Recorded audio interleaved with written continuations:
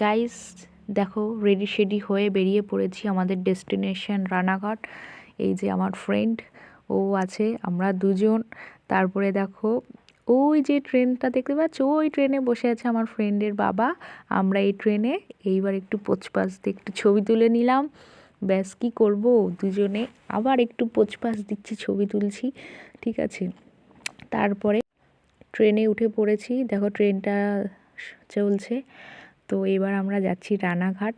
এই যে এইবার আমরা, আমার যে ফ্রেন্ড, ও আমার বেস্ট ফ্রেন্ড, ঠিক আছে, ওর সাথে প্রায় 8 বছর পর আমাদের দেখা হচ্ছে। আমরা তো খুবই এক্সাইটেড, আমরা তো ভাবতেই পারিনি যে আমরা গাইস আমরা এখন যাচ্ছি রানাঘাট আমাদের বান্ধবীর বাড়িতে, ঠিক আছে। 8 বছর পর আমরা এক্সপেক্টই করিনি যে আমরা যেতে পারবো, ঠিক আছে। তুমি তাই বল, জানি না তো অনেকদিন পর দেখা, সত্যি বলতে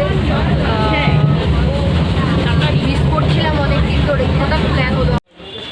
গাইস চলে এসেছি রানাঘাট, এবার আমরা নামবো ট্রেন থেকে। চলো নামো।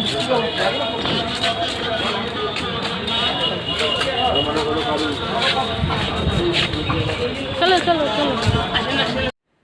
এই যে ফার্স্টে আমার হাট, তারপরে আমার আরেকটা ফ্রেন্ড, তারপর এই যে আমার বেস্ট ফ্রেন্ড, তিনজন একসাথে হয়ে গেলাম। ব্যাস এবার আমরা বেশ সবাই রাত্রে একসাথে এনজয় করছি। ওই যে আমার বান্ধবী নেল পলিশ পরছে, আরেকজন খেতে ব্যস্ত, কেক খাচ্ছে। ও বুঝতে পারছে না যে আমি ভিডিও করেছি। হ্যাঁ এবার বুঝতে পেরেছি, বলছে হ্যাঁ বুঝতে পেরেছি। এবার আমি একটু আমাকে দেখিয়ে নিই, ওদের বদনটা দেখাচ্ছি, এবার আমার বদনটা একটু দেখাই, ঠিক আছে।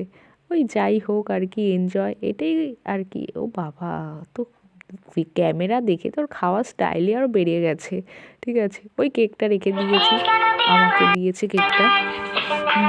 প্রিয় দেখ, তো আবার একটা ভিডিও শ্যুট।